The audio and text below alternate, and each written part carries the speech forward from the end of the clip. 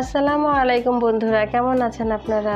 আজকে আপনাদের কাছে বাটাবাটি ঝামেলা ছাড়াই লোটা শুটকি দুই ধরনের ভর্তা করে নিব। চলুন তাহলে আজকে লোটা শুটকি ভর্তা করে নিই। এখানে শুটকি মাছটা প্রথমে শুকনা খোলায় ভেজে নিব।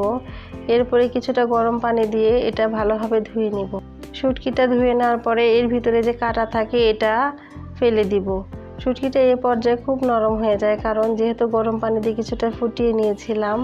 কাঁটাগুলো বেছে নেওয়ার পর শুটকিটা ভালোভাবে তেলে ভেজে নিব। এটা খুব ঝুরা ঝুরা করে ভেজে নিতে হবে, যেন শুটকি গন্ধটা না থাকে। এই পর্যায়ে শুটকিটা এরকমভাবেই ভেজে নিলাম। এবার ভর্তার জন্য শুকনা মরিচ, রসুন ও পেঁয়াজ হালকা তেলে ভেজে নিব।